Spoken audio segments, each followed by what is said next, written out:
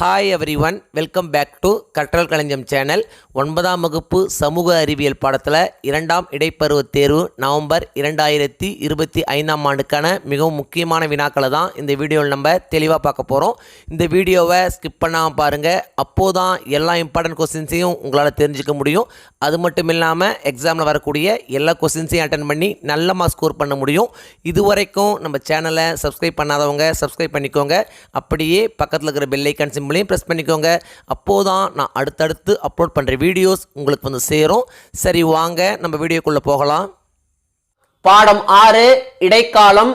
இந்த பாடத்துல என்னென்ன முக்கியமான வினாக்கள் அப்படின்னு பாத்தீங்கன்னா, பக்கம் 92 எடுத்துங்க. இதுல பாத்தீங்கன்னா ரோமன் லெட்டர் 5 சுருக்கமான விடையளி கொடுத்திருக்காங்க. இதுல பாத்தீங்கன்னா ஃபர்ஸ்ட் கொஸ்டின் சீன பெருஞ்சுவர், ரொம்ப இம்பார்ட்டன்ட் கொஸ்டின். நெக்ஸ்ட் பாத்தீங்கன்னா செகண்ட் கொஸ்டின் சிலுவை போர்களின் தாக்கம், ரொம்ப இம்பார்ட்டன்ட் கொஸ்டின், அடிக்கடி கேட்கக்கூடிய கொஸ்டின். சோ இதையும் நீங்க அவசியம் படிச்சீங்க.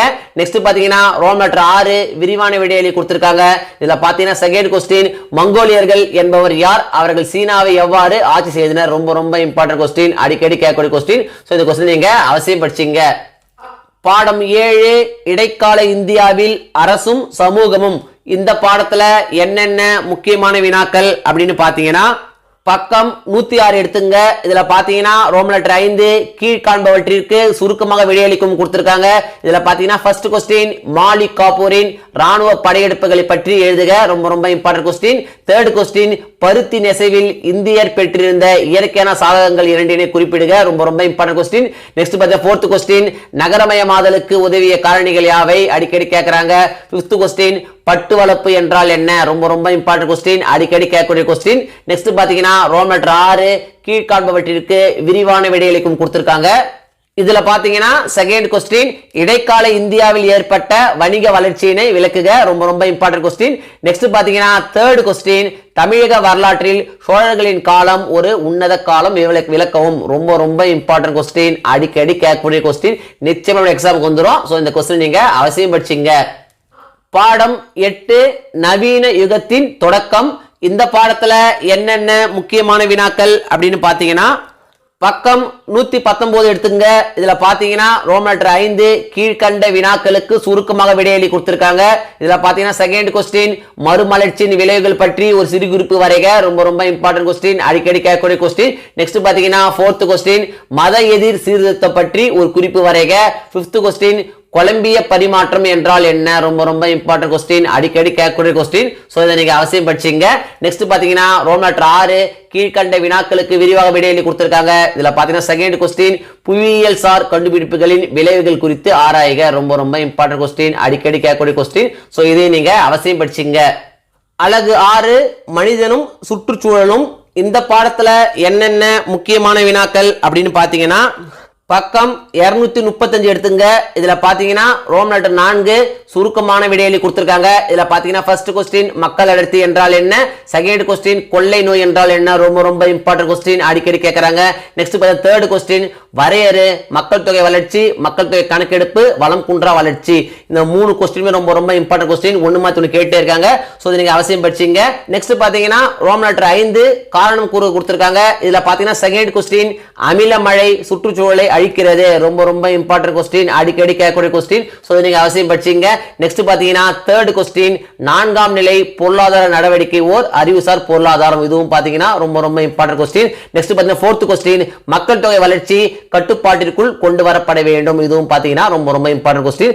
இந்த 3 கொஸ்டினுமே ரொம்ப இம்பார்ட்டன்ட் கொஸ்டின் தான். நெக்ஸ்ட் பாத்தீங்கன்னா ரோமன் லெட்டர் 6 வேறுபடுத்து கொடுத்திருக்காங்க. இதுல ஃபர்ஸ்ட் கொஸ்டின் முதல்நிலை தொழில் மற்றும் 2ஆம் நிலை தொழில், ரொம்ப இம்பார்ட்டன்ட் கொஸ்டின், அடிக்கடி கேட்கக்கூடிய கொஸ்டின். சோ இதை நீங்க அவசியம் படிச்சீங்க. நெக்ஸ்ட் பாத்தீங்கன்னா ரோமன் லெட்டர் 7 விரிவான விடையளி கொடுத்திருக்காங்க. இதுல ஃபர்ஸ்ட் கொஸ்டின் மக்கள் தொகை பரவலை பாதிக்கும் காரணிகள் யாவை, ரொம்ப இம்பார்ட்டன்ட் கொஸ்டின், நிச்சயமா எக்ஸாமுக்கு வந்துரும். சோ இந்த கொஸ்டின் நீங்க அவசியம் படிச்சீங்க. அலகு 7 நிலவரைபட திறன்கள். இந்த பாடத்துல என்னென்ன முக்கியமான வினாக்கள் அப்படின்னு பாத்தீங்கன்னா, பக்கம் 244 எடுத்துங்க.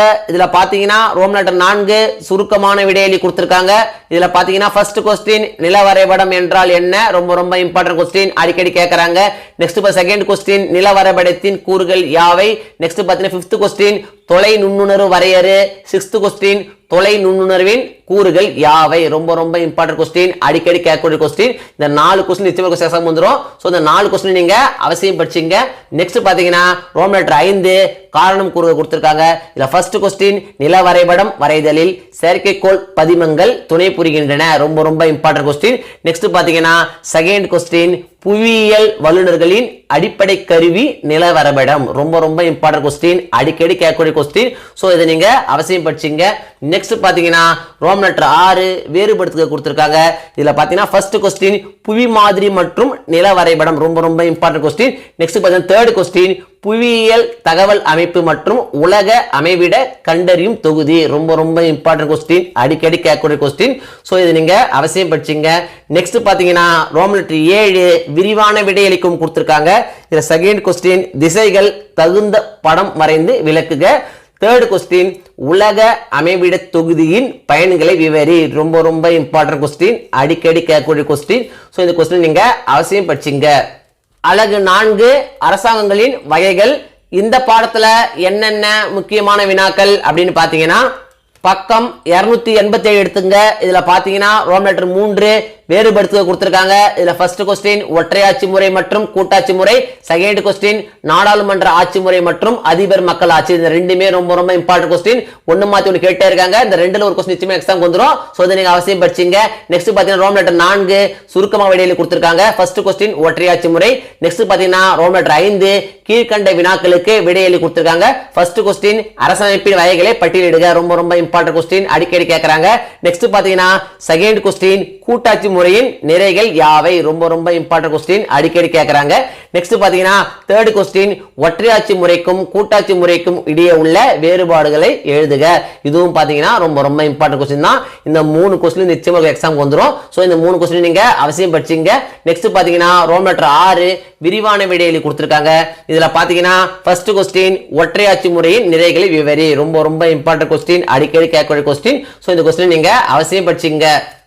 அலகு 5 உள்ளாட்சி அமைப்புகள். இந்த பாடத்துல என்னென்ன முக்கியமான வினாக்கள் அப்படின்னு பாத்தீங்கன்னா பக்கம் 295 எடுத்துங்க. இதுல பாத்தீங்கன்னா ரோமன் லெட்டர் 5 சுருக்கமான விடையளி கொடுத்திருக்காங்க. இதுல ஃபர்ஸ்ட் கொஸ்டின் கிராம ஊராட்சிகளால் விதிக்கப்படும் வரிகள் யாவை. ரொம்ப ரொம்ப இம்பார்ட்டன்ட் கொஸ்டின். செகண்ட் கொஸ்டின் 1994 ஆண்டு தமிழ்நாடு பஞ்சாயத்து ராஜ் சட்டத்தின் சிறப்பம்சங்கள் யாவை. தேர்ட் கொஸ்டின் கிராம ஊராட்சிகளின் முக்கிய பணிகள் யாவை. ஃபோர்த் கொஸ்டின் உள்ளாட்சி அமைப்புகளின் விருப்ப பணிகள் யாவை. ஃபிஃப்த் கொஸ்டின் நகர்ப்புற உள்ளாட்சி அமைப்புகள் யாவை. இந்த 5 கொஸ்டினுமே ரொம்ப ரொம்ப இம்பார்ட்டன்ட் கொஸ்டின் தாங்க. சோ ஒன்னு மாத்தி ஒன்னு கேட்டே இருக்காங்க. இந்த 5 கொஸ்டின் நீங்க சாய்ஸ் விடாம எல்லா கொஸ்டின் நீங்க அவசியம் படிச்சீங்க. நெக்ஸ்ட் பாத்தீங்கன்னா ரோமன் லெட்டர் 6 ஒரு பத்தியில் விடையளி கொடுத்திருக்காங்க. இதுல பாத்தீங்கன்னா செகண்ட் கொஸ்டின் உள்ளாட்சி அமைப்புகள் எதிர்கொள்ளும் முக்கிய சிக்கல்கள் மற்றும் சவால்கள் யாவை. ரொம்ப ரொம்ப இம்பார்ட்டன்ட் கொஸ்டின், நிச்சயமா எக்ஸாமுக்கு வந்துரும். சோ இந்த கொஸ்டின் நீங்க அவசியம் படிச்சீங்க. அலகு 3 பணம் மற்றும் கடன். இந்த பாடத்துல என்னென்ன முக்கியமான வினாக்கள் அப்படின்னு பாத்தீங்கன்னா பக்கம் 324 எடுத்துங்க. இதுல பாத்தீங்கன்னா ரோமன் லெட்டர் 4 குறுகிய வினாக்களுக்கு விடையளி கொடுத்திருக்காங்க. இதுல ஃபர்ஸ்ட் கொஸ்டின் பணம் ஏன் கண்டுபிடிக்கப்பட்டது. ரொம்ப ரொம்ப இம்பார்ட்டன்ட் கொஸ்டின். செகண்ட் கொஸ்டின் பண்டைய கால பணம் என்பது யாது. இதுவும் பாத்தீங்கன்னா ரொம்ப ரொம்ப important question. Next third question பண்டைய காலத்தில் பண்டமாற்று முறையில் பயன்படுத்தப்பட்ட பொருட்கள் யாவை. நிச்சயமா எக்ஸாமுக்கு வந்துருங்க. ரொம்ப ரொம்ப இம்பார்ட்டன்ட் கொஸ்டின். நெக்ஸ்ட் பாத்தீங்கன்னா ஃபிஃப்த் கொஸ்டின் இயற்கை பணம் என்றால் என்ன. செவன்த் கொஸ்டின் அந்நிய செலாவணி என்றால் என்ன. நிச்சயமா எக்ஸாமுக்கு வந்துரும். ரொம்ப ரொம்ப இம்பார்ட்டன்ட் கொஸ்டின். சோ இந்த கொஸ்டின் நீங்க அவசியம் படிச்சீங்க. நெக்ஸ்ட் பாத்தீங்கன்னா ரோமன் லெட்டர் 5 விரிவான விடையளி கொடுத்திருக்காங்க. இதுல செகண்ட் கொஸ்டின் இந்திய ரிசர்வ் வங்கியின் பணிகளை விவரி. தேர்ட் கொஸ்டின் பணத்தின் செயல்பாடுகளை பட்டியலிடுக. இந்த 2 கொஸ்டின் நிச்சயமா எக்ஸாம் வந்துரும். சோ இந்த 2 கொஸ்டின் நீங்க அவசியம் படிச்சீங்க. அலகு 4 தமிழகத்தில் வேளாண்மை. இந்த பாடத்துல என்னென்ன முக்கியமான வினாக்கள் அப்படின்னு பாத்தீங்கன்னா பக்கம் 330 எடுத்துங்க. இதுல பாத்தீங்கன்னா ரோமன் லெட்டர் 4 குறுகிய வினாக்களுக்கு விடையளி கொடுத்திருக்காங்க. இதுல ஃபர்ஸ்ட் கொஸ்டின் உணவு பயிர்களுக்கு 2 எடுத்துக்காட்டுகளும் உணவல்லாத பயிர்களுக்கு 2 எடுத்துக்காட்டுகளும் எழுதுக. ரொம்ப ரொம்ப important question. Next second question பயிர்கள் பயிரிடப்படும் பரப்பளவு மாறுவதற்கான காரணிகள் யாவை. 4th கொஸ்டின் பயிர்களின் விளைச்சல் எதனை சார்ந்து இருக்கிறது. 5th கொஸ்டின் சிறு மற்றும் குறு விவசாயிகளை வேறுபடுத்துக. ரொம்ப ரொம்ப இம்பார்ட்டன்ட் கொஸ்டின், அடிக்கடி கேட்கறாங்க. சோ இதை நீங்க அவசியம் படிச்சீங்க. நெக்ஸ்ட் பாத்தீங்கன்னா ரோமன் லெட்டர் 5 விரிவான விடையில கொடுத்திருக்காங்க. இதுல பாத்தீங்கன்னா ஃபர்ஸ்ட் கொஸ்டின் தமிழகத்தின் நீர் ஆதாரம் பற்றி சிறு குறிப்பு வரைக. செகண்ட் கொஸ்டின் வேளாண்மைக்கு நிலத்தடி நீரை பயன்படுத்துவதால் ஏற்படும் விளைவுகள் யாவை. ரொம்ப ரொம்ப இம்பார்ட்டன்ட் கொஸ்டின், அடிக்கடி கேட்கக்கூடிய கொஸ்டின். சோ இந்த கொஸ்டின் நீங்க அவசியம் படிச்சீங்க. செகண்ட் மிட்டம் டெஸ்ட்டை பொறுத்த வரைக்கும் இந்த வீடியோவில் நான் கொடுத்துருக்கிற இந்த கொஸ்டின்ஸை மட்டும் நீங்கள் படித்தா போதும். எக்ஸாமில் வரக்கூடிய எல்லா கொஸ்டின்ஸையும் அட்டன் பண்ணி நல்ல மார்க்ஸ் ஸ்கோர் பண்ண முடியும். 1 மார்க்ஸை பொறுத்த வரைக்கும் இம்பார்ட்டன்ட் 1 மார்க்ஸ் அப்படின்னு படிக்காதீங்க. எல்லா 1 மார்க்ஸையும் படிச்சுக்கோங்க. அப்போது தான் 1 மார்க்ஸ் செக்ஷனில் உங்களால் ஃபுல் மார்க்ஸ் ஸ்கோர் பண்ண முடியும். இந்த வீடியோ நிச்சயம் உங்களுக்கு யூஸ்ஃபுல்லாக இருந்திருக்கும்னு நம்புகிறேன்.